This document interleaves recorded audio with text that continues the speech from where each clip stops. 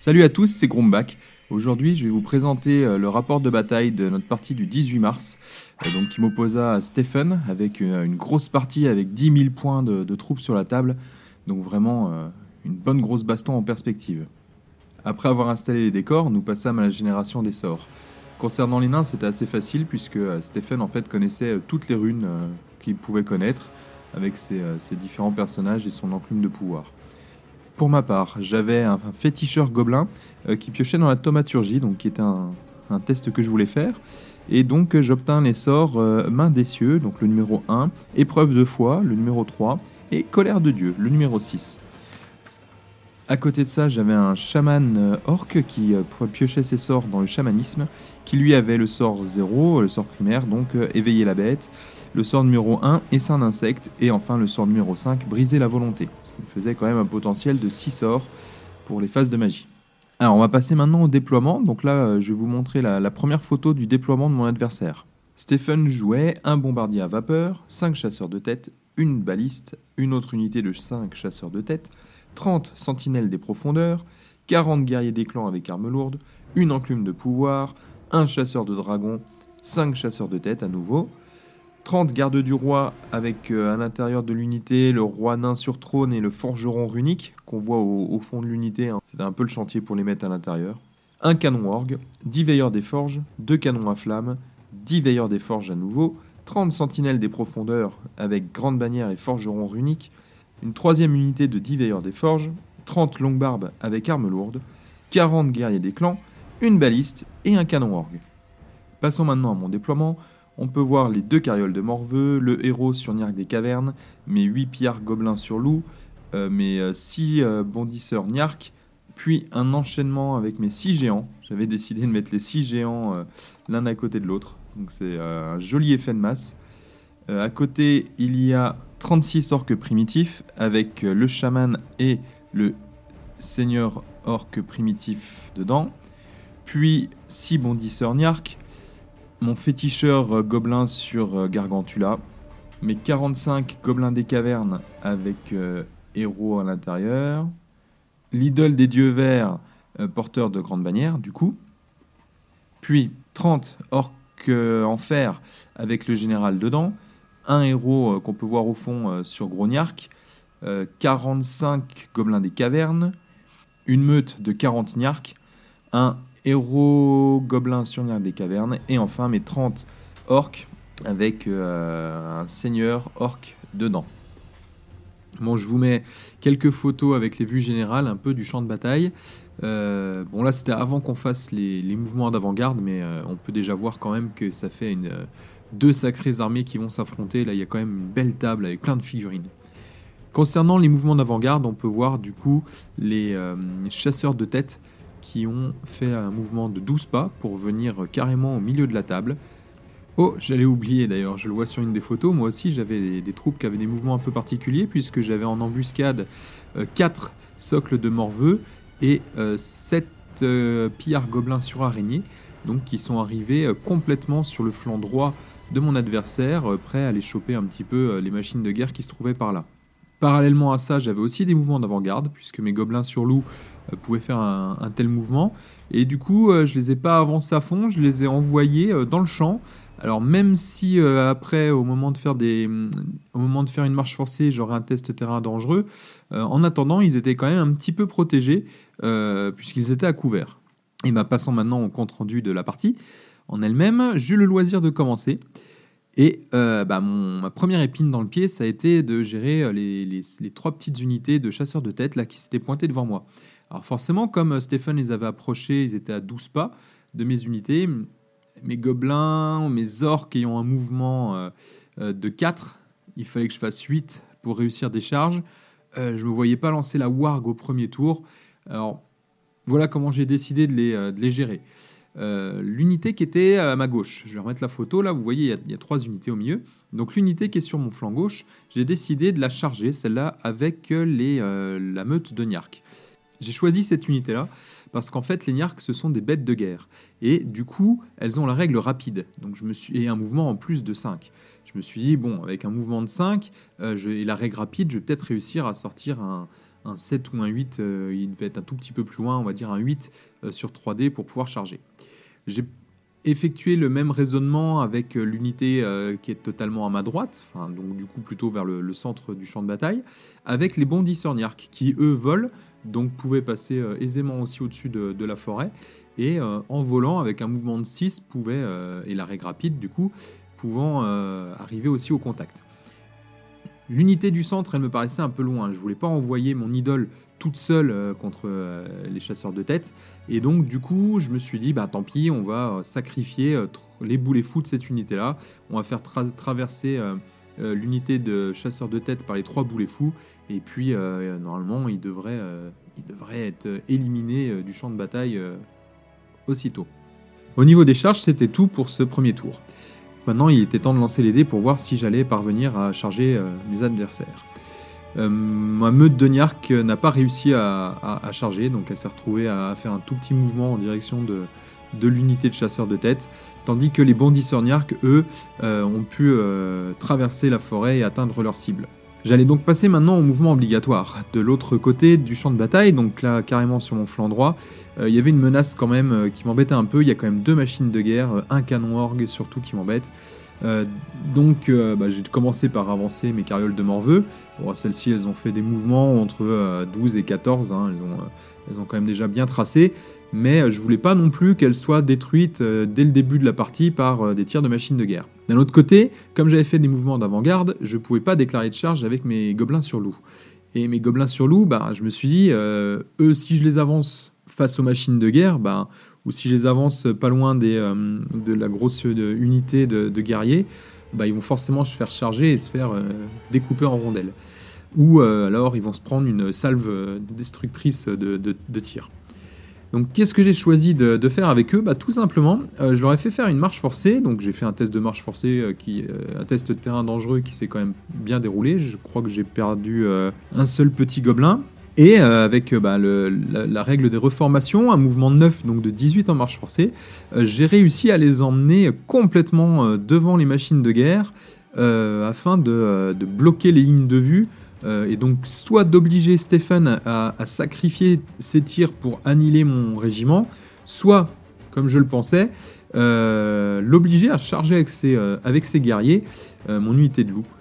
Ainsi, son régiment allait bien sûr détruire mon unité de loup s'il chargeait, mais il va être obligé après de se reformer et donc du coup il ne pourra pas avancer et puis moi je pourrais espérer lui foncer dessus avec mes carrioles de Morveux et puis éventuellement lui il pourrait se bloquer lui-même ses lignes de vue de machine de guerre permettant ainsi à mes géants d'avancer sereinement parce que le but aussi c'était quand même de protéger mes géants de tous ces tirs. Au niveau des autres mouvements, du coup sur mon flanc gauche ça avance à fond pour essayer justement d'arriver assez vite au combat, alors que sur le flanc droit avec les machines de guerre on est un petit peu plus timide, donc les géants ils avancent mais ils restent quand même assez loin des machines de guerre. Ils avancent, vous verrez sur les photos, mais ils avancent pas tous du même mouvement, ils avancent pas tous avec la même ferveur en direction de leurs adversaires. Au centre, le centre de bataille, globalement, il y a mon chaman sur Gargantula qui lui aussi veut pas trop s'approcher des canons et décide d'aller faire un mouvement dans la forêt. Ainsi, il bénéficie quand même de couverts et puis on va voir un petit peu en magie ce que ça peut donner. Au niveau des mouvements, donc c'est à peu près tout. Concernant la phase de magie de ce premier tour, donc j'ai eu un premier lancer avec un joli 4 avec un 2, ce qui fait que j'ai eu 6 dés contre 4 pour lancer un peu des sorts. Un de mes sorts fut dissipé, mais j'ai réussi à lancer l'essaim d'insectes sur le seigneur chasseur de tête, là, le chasseur de dragons, qui était quand même bien équipé, bien avec des runes méchantes, et puis je sais plus quelle règle, enfin c'est le genre de figurine qui est un sacré atout dans une armée naine. Je me suis dit, bon, lui envoyer 5 dés 6 touches de force 1, si j'arrive à lui faire perdre 1 ou 2 points de vie, ça sera toujours ça de prix. Donc je lance mes 5 dés 6 touches, j'obtiens 16 touches de force 1, et là quand je lance mes 16 dés pour blesser, j'obtiens 7 résultats de 6 sur 16 dés, donc quasiment 50% de 6, un jet de dés mais totalement hors statistique, qui du coup élimine le tueur avant même qu'il ait pu faire quelque chose de la partie. Du coup, ça a déjà un petit peu conditionné mon adversaire, puisque c'était quand même un gros investissement, ce personnage. Bien sûr, sur le format à 10 000 points, bon, il aurait pu éventuellement se dire bon, que c'était pas si grave que ça, mais je peux comprendre que voilà, on veut faire un test. On se dit bah tiens, j'aimerais bien tester ce genre de personnage. On le joue et poum, il meurt avant de faire n'importe quoi. Je peux comprendre que ça déstabilise un peu. C'est comme si moi j'avais perdu mon gros féticheur gobelin sur Gargantula dès le tour 1. Forcément, je serais déçu. Bon, après, c'est le jeu, c'est le hasard. Il faut pas non plus se focaliser que sur les pertes, surtout quand on perd 500 points. Bon, si c'est sur une armée à 2500, ça fait beaucoup, mais sur 10 000 points de troupes, voilà, il y a quand même pas, il y a quand même encore pas mal d'autres choses sur le terrain pour venir rattraper ça. Mais c'est vrai que ça conditionnait quand même déjà pas mal la partie avec du coup mon adversaire qui se disait bah là ça va être une partie où Gérald il a de la chance. Et quand Gérald il a de la chance, souvent ça se passe mal pour les adversaires. Voilà. Donc psychologiquement c'est sûr que attaquer comme ça dès le début par une phase de magie où au final j'avais pas beaucoup de dés mais qui me permet de remporter 500 points de troupes d'un coup, j'avoue que ça commençait déjà très très fort. Alors nous passons ensuite à la phase de tir. Bon, la phase de tir en elle-même, c'est pas mes quelques pauvres tirs qui feront la différence dans la partie, mais au début de cette phase de tir, je lance quand même mes 3 boulets fous en direction des chasseurs de tête. 2 d'entre eux foncent sur le régiment central. Il y en a un que j'envoie sur le régiment qui se trouve à ma gauche, parce que du coup il s'est pas fait charger par les Niarques. Donc je me dis, bah, si je peux éliminer une ou deux figurines, ça sera toujours ça de prix. Et du coup, durant la traversée, bah, les 2 boulets fous, ils annihilent carrément le régiment central. Et puis celui que j'ai envoyé sur le petit régiment de chasseurs de tête qui est à ma gauche, bah, se prend 2 blessures. Passons maintenant à la phase de corps à corps. Bon, bah, la phase de corps à corps, il n'y a pas grand chose. Il y en a quand même un petit. Hein. Dès le tour 1, on attaque les hostilités. Les bondisseurs Niarques font déjà un petit peu d'impact. Et puis, bah, ils parviennent à tuer les chasseurs de tête qui, en retour, parviennent aussi à me tuer 4 figurines. Bon, forcément, dans la balance, au niveau des points, ça va être à peu près équilibré. Mais voilà, j'ai réussi à quand même à annihiler un petit régiment qui m'embêtait. Voilà donc le tour 1 que j'ai fait. Donc voici quelques photos de la fin du tour. Déjà on peut voir du coup sur le flanc gauche ce qui se passe. Évidemment on voit un peu mieux les mouvements que j'ai décrits tout à l'heure.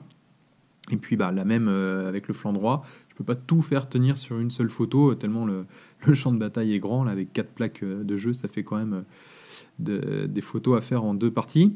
Et puis j'ai aussi quelques vues latérales que je vais laisser pendant que je décris le début du tour 2 de mon adversaire. Pardon, le début du tour 1 de mon adversaire, le premier tour des nains, qui commence par une phase de mouvement, avec du coup la déclaration des charges. Comme prévu, du coup, on a eu une charge, la charge des guerriers, donc sur les gobelins sur loup qui tiennent la position, même si c'est qu'ils vont y passer, mais que voilà, c'est pour le bien de l'armée. Même si je peux pas trop concevoir que des gobelins résonnent comme ça. En tout cas, c'est ce qui s'est passé. Durant ces autres mouvements, du coup, Stephen en fait consacre beaucoup d'énergie, je trouve, à ce que j'ai déployé en embuscade à côté de lui. Il envoie, ça je trouve ça totalement normal, son gyrobombardier survoler mes gobelins sur araignées pour espérer larguer quelques bombes et faire quelques touches. Bon, sauf qu'il parvient pas à toucher le moindre gobelin. Et puis surtout, il y a son gros régiment là, de 30 sentinelles des profondeurs qui décide de faire carrément une reformation dans cette direction-là plutôt que d'aller en direction des troupes qui se trouvent en face. C'était un peu inattendu. Moi, je ne m'attendais pas à ce qu'il sacrifie entre guillemets une unité aussi chère juste pour ma cavalerie légère. Bon, pourquoi pas, hein.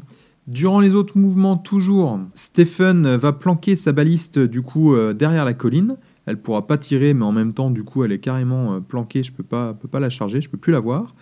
Au centre, il décide de bien avancer quand même ces 2 gros pavés, sachant qu'il y avait les 40 guerriers des clans avec les 30 gardes du roi. Un peu plus au centre, les tireurs, veilleurs des forges ne vont pas bouger. Et puis sur le flanc droit, ça bouge pas du tout en fait. Toutes ces unités-là, elles restent carrément en soutien et elles attendent un peu de voir ce qui va se passer. Niveau magie, J'ai pas noté le nombre de dés, mais il s'est rien passé. En fait, j'ai dissipé ces 2 sorts de blast, et puis bah, du coup, il a rien fait d'autre pendant la phase de magie. Et puis bah, arriva la phase de tir, donc qui est là quand même une grosse phase dans son armée quand même. Sur mon flanc gauche, le bombardier se venge vu que les bombes shrapnel n'ont rien fait. Il tire à la sulfateuse sur mes araignées. J'en perds 2. Donc je fais pile 25. Il fait pile ce qu'il faut pour me faire un test de panique. Et je reste dans ma phase de chance puisque mes araignées, avec leur commandement de 6, parviennent à réussir leur test de commandement en faisant pile poil un 6. D'habitude, hein, je vous dis, le schéma habituel quand je joue ce genre d'unité, c'est je les déploie bien, comme ça, sur un côté, c'est pouf de mort, et puis panique, et puis fuite en dehors de la table. Donc là, j'étais assez content qu'elle reste, qu'elle reste un petit peu en jeu. Mais par contre, Stephen, du coup, comme on continuait à penser que ça allait être une partie à sens unique au niveau de la chance. Ce qui me fait mentir dans ce raisonnement, c'est le canon orgue. Le canon orgue central, lui, alors là, il a un jet monstrueux, je crois, le double 5, donc ce qui est le mieux, il fait 20 tirs sur la Gargantula et je perds 5 points de vie. Donc là, 5 points de vie sur 8. Sur mon super seigneur sorcier de la mort qui tue sur Gargantula à 800 points, je sais plus combien. Du coup là ça m'a bien refroidi mais ça m'a bien refroidi là, même malgré le couvert, tout ça, là il a une grosse phase de chance pour ça. Alors après il y a les 2 canons à flammes qui tirent sur les orques primitifs. Et là, là encore, hein, ça fait assez mal puisque chaque canon à flamme fait 1 des 3 touches par rang de l'unité avec un maximum 5 rangs. Mais bon, du coup, je me prends 10 des 3 touches. Et au final, j'ai quand même 8 orques qui mordent la poussière sous les tirs enflammés des machines des nains. Les veilleurs des forges se concentrent en fait sur les géants. Ils arrivent quand même à infliger 4 blessures au géant qui était le plus proche d'eux. Et puis enfin à droite, forcément avec les couverts, il est un peu bloqué dans ses tirs. Et je perds quand même 2 points de vie sur une carriole de Morveux. Alors je sais plus si c'est un tir de baliste particulièrement chanceux ou si c'est le canon orgue avec tous les malus qui a réussi à me les retirer. Mais bon voilà, je perds quand même 2 petits points de vie dessus. Bon, la phase de corps à corps, elle va assez vite. Hein. Il y a un seul corps à corps. Du coup, comme prévu, les guerriers annihilent mon régiment de loups et du coup se reforment. Mais comme vous allez pouvoir le voir, je vous montre les photos de fin de tour. Donc vous voyez là le flanc gauche avec le bombardier qui est passé derrière mes araignées. Et puis, je ne l'ai pas dit, mais les tueurs qui s'approchent pour embêter un peu mes gobelins. Et puis du coup, le flanc droit assez immobile. Juste, voilà, il n'y a plus les loups, il reforme ses guerriers à la fin du combat, et forcément ça bloque quand même pas mal les lignes de vue de ces machines de guerre. Donc ça c'est un petit peu ce que je voulais, en envoyant mes loups un peu au suicide. Je suis en train de remarquer sur la photo d'ailleurs que vous voyez à l'instant, que le canon orgue a subi une petite blessure aussi, celui qui est au centre, pas celui qui est tout à droite, celui qui est au centre. Il me semble que c'était un tir particulièrement chanceux de mes archers, que j'ai oublié de mentionner au tour d'avant. Voilà, donc le tour 1 se termine.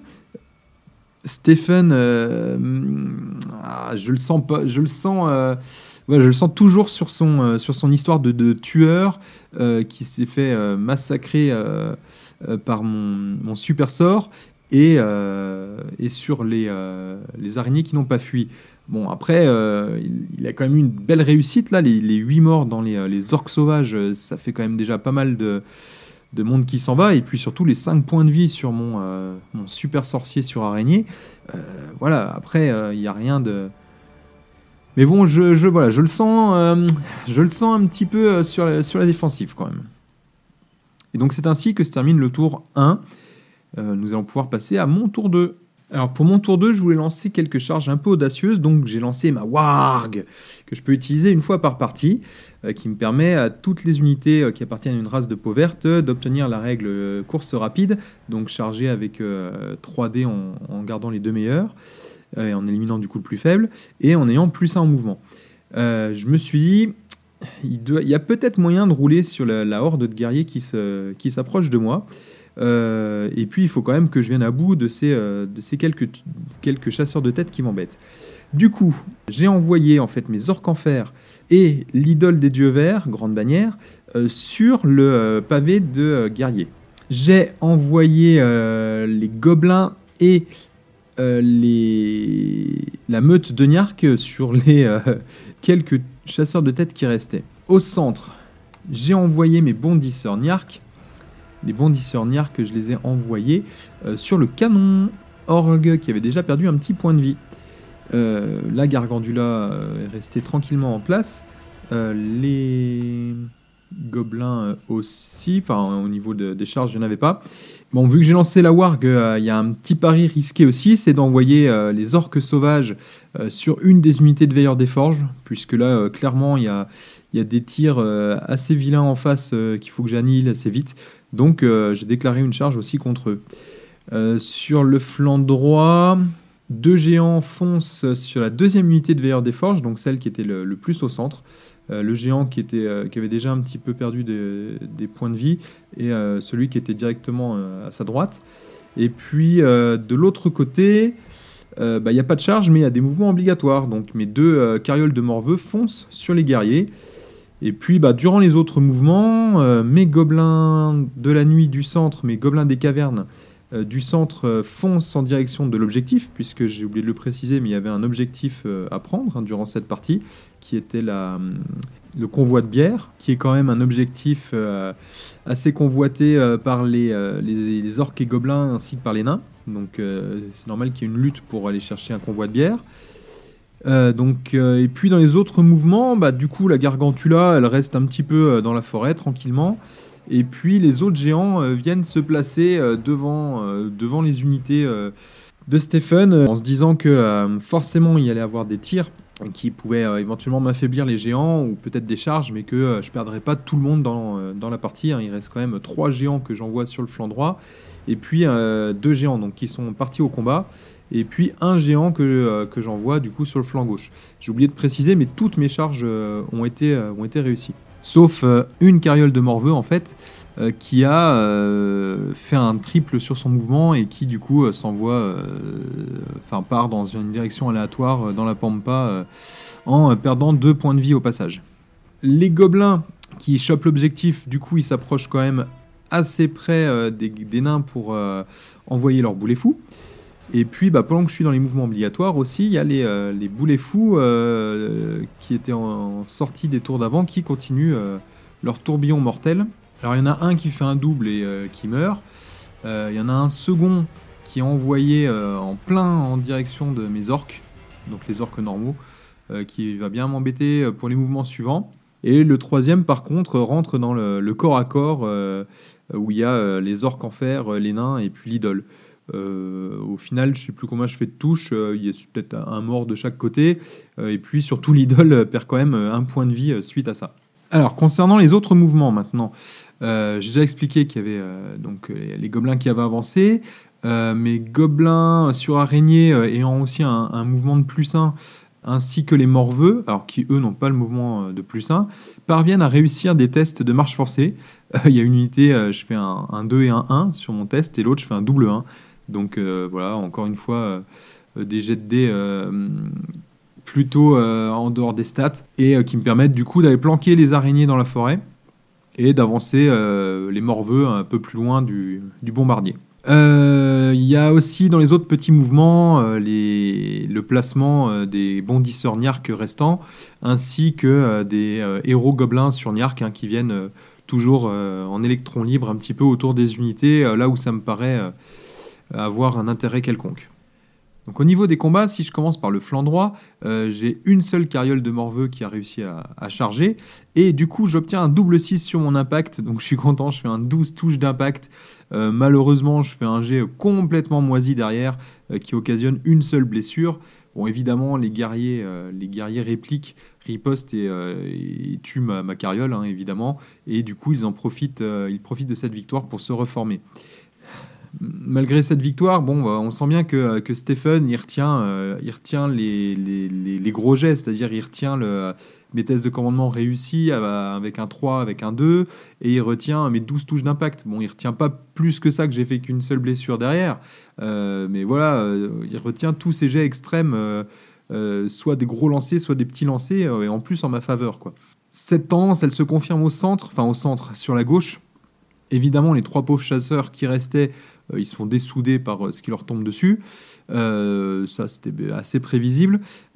Par contre, ce qui était un peu moins peut-être gagné d'avance, c'est la grosse victoire de mes orques en fer sur les guerriers avec l'idole. Bon, l'idole en elle-même, elle fait pas grand-chose, elle ajoute un petit peu d'impact.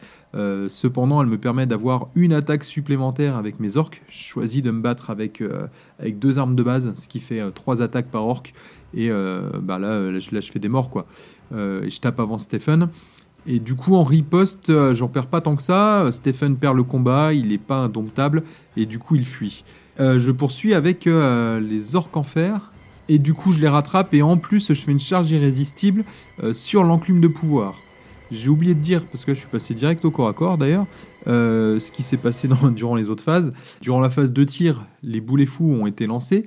En fait, il n'y en a qu'un qui traverse le régiment de garde du roi, qui fait quelques petites pertes, je suis même pas sûr en plus.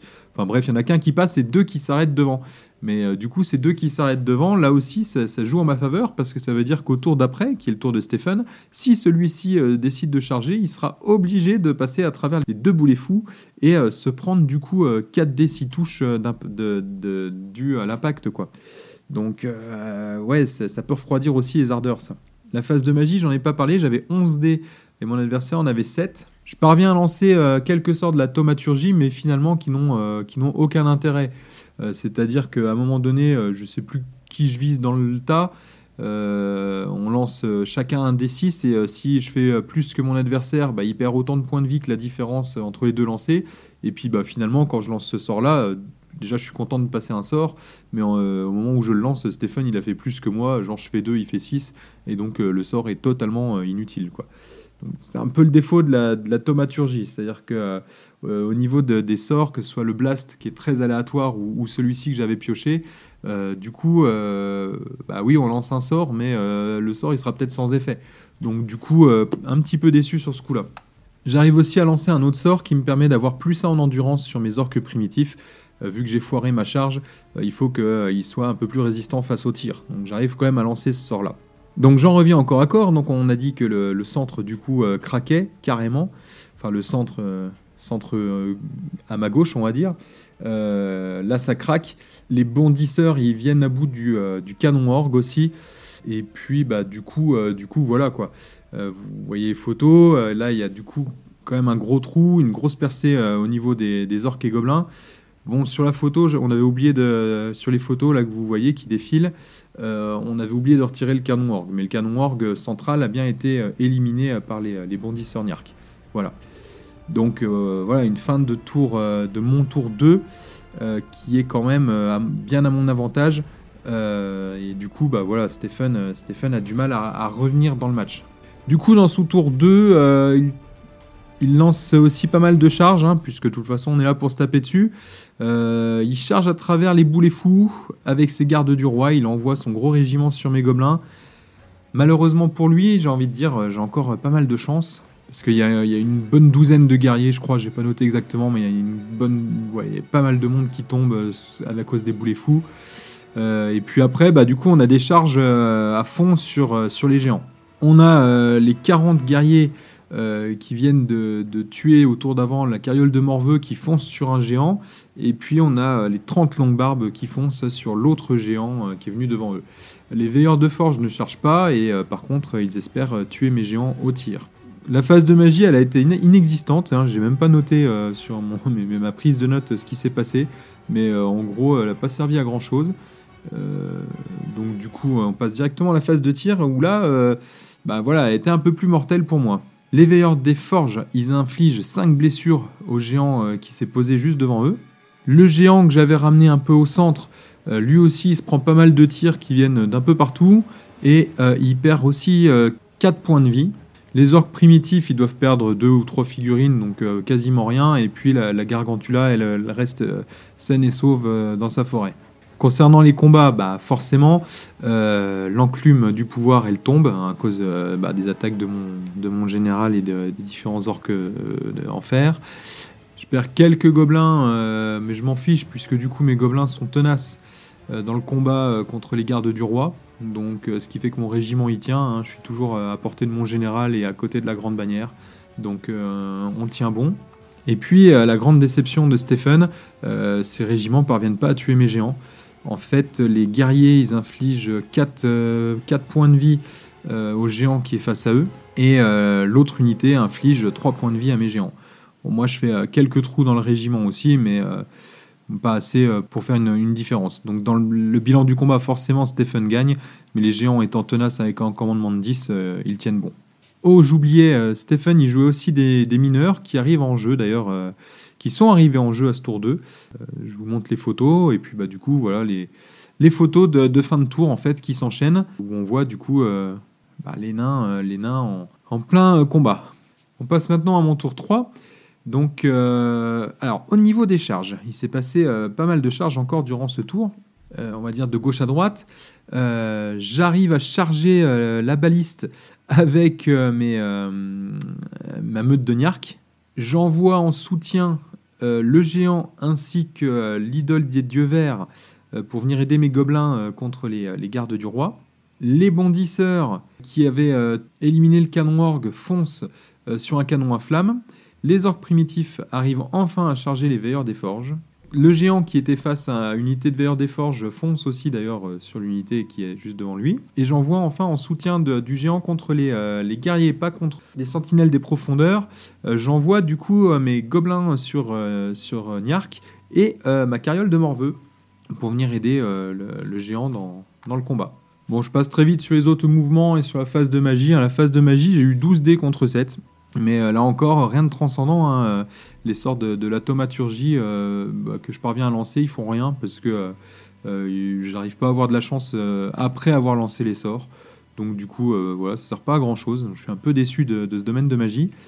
Je m'en doutais hein, quand je l'ai testé. Je voulais le tester dans une petite partie comme ça, mais c'est vraiment pas un domaine qui me plaît parce que voilà, avoir une touche force 1 quand on parvient à lancer un projectile magique, c'est super. Et puis ce genre de choses, voilà. En plus, il n'y a pas possibilité de changer, c'est-à-dire que quand on pioche des sorts, il y a 6 sorts, il n'y a pas d'attribut de domaine quasiment. Il y a pas, enfin, si, il y en a un qui permet de mieux lancer les sorts, mais le problème, c'est que les sorts, après, s'ils font rien, ça sert à que dalle. Et puis, il n'y a pas de sort primaire, il n'y a rien. Enfin, voilà, c'est vraiment pas un domaine qui me. Je peux comprendre qu'il soit attrayant pour certains joueurs, mais moi, ça me parle pas. J'aurais mieux, voilà, quitte à faire, je pense qu'il vaut mieux jouer un gobelin avec le domaine du feu ou la sorcellerie, qui sont à mon avis mieux que la thaumaturgie pour moi en tout cas. Alors au niveau des corps à corps, du coup, j'ai encore une fois une chance monstrueuse là. En vrac, alors on va commencer par la malchance. Hein, y a mon gros pavé de Niark qui fonce sur la baliste. J'ai 6 figurines qui peuvent taper, donc j'ai 12 attaques et 12 touches automatiques du coup, puisqu'on touche automatiquement les machines de guerre et il faut que j'ai force 5, il a endurance de 4, donc il faut que je fasse des 3 pour venir à bout de la machine. Donc normalement c'est gagné, mais là voilà, je suis pas du tout dans les stats. Ouais, j'ai pris une photo du lancer de dés, vous pouvez voir, hein, la machine elle ne perd que 4 petits points de vie et du coup comme ils sont tenaces, ils tiennent bon, ils s'enfuient pas. Donc voilà, c'était bien nul comme charge. Enfin bon, en tout cas la machine de guerre est quasiment morte et au tour d'après elle sera complètement détruite. Et elle pourra pas tirer aussi. Au centre, par contre, ça se passe très mal pour Stephen, puisque du coup, le géant, l'idole et les gobelins achèvent pile les derniers gardes du roi, ce qui fait que, en étant plus tenace, le général et le forgeron s'enfuient, et du coup, je les rattrape en les poursuivant. Et voilà quoi, là c'est le drame parce que c'est le général qui meurt, un forgeron, donc ça fait très mal quand même au moral. Toujours un peu au centre, les orques primitifs viennent à bout des veilleurs des forges. Ils peuvent faire une charge irrésistible sur le canon à flamme. Les gobelins sur Niark qui avaient chargé l'autre canon à flamme en sont venus à bout aussi et peuvent aussi faire une charge irrésistible sur ce même canon à flamme, donc qui finira détruit au tour d'après. Il y a un géant du coup qui restait du combat d'avant contre les veilleurs des forges qui tue les derniers nains qui restaient. Enfin, il les tue pas en fait. Il gagne le combat, il en tue je sais plus combien, il s'enfuit, il les rattrape quoi. Donc voilà, encore des points de gagné. Et puis du coup, Sur le flanc droit, à ma grande surprise, en fait, le géant ne perd rien contre celui qui avait perdu 3 points de vie avant, contre les longues barbes avec armes lourdes. Là, bah, il perd rien du tout ce tour-là. Je dois en tuer quelques-uns aussi dans le combat et les nains tiennent, mais du coup, mon géant reste à 3 points de vie.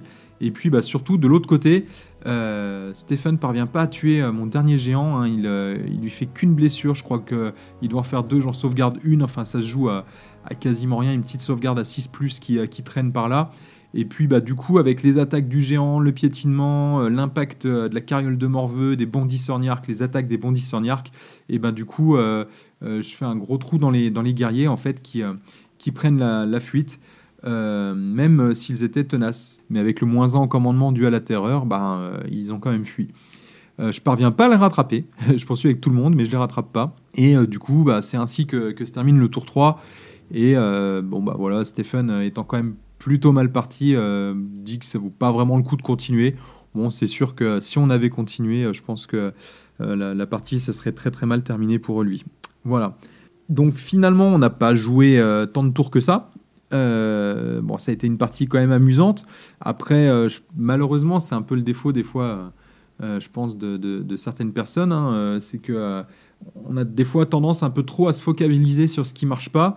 Et c'est vrai que sur un début de partie où l'adversaire a particulièrement de la chance, si on se dit c'est foutu et puis qu'on baisse les bras, et ben je trouve que la chance elle revient pas de notre côté non plus.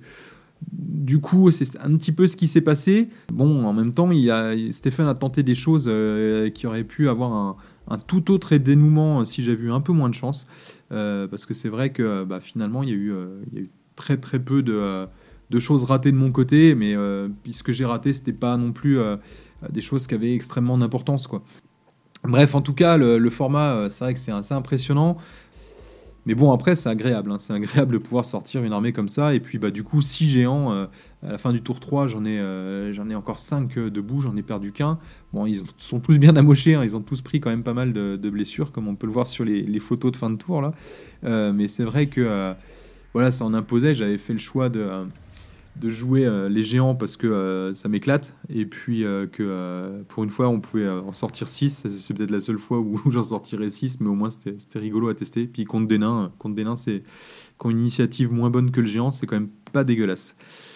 L'armée de Stephen, j'ai du mal à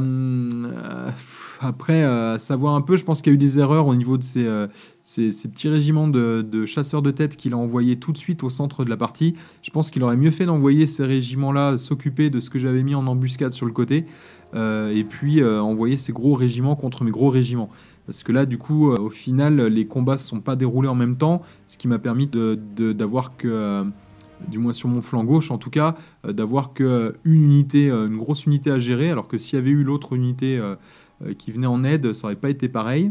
Bon, après, j'avais mes orques normaux aussi, hein, j'ai pas du tout réussi à faire quelque chose avec eux, ils ont rien fait de la partie, ils étaient trop loin.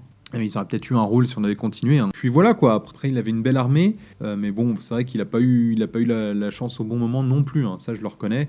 Et la partie aurait pu être tout autre avec exactement les mêmes armées. Et puis du coup, un autre déploiement, d'autres phases de magie, d'autres phases de tir. Ça aurait pu être une partie complètement différente. Concernant enfin le bilan, le chaman gobelin à 800 points sur Gargantula, c'est un test assez rigolo, mais le problème c'est que ça dépend du format, quoi.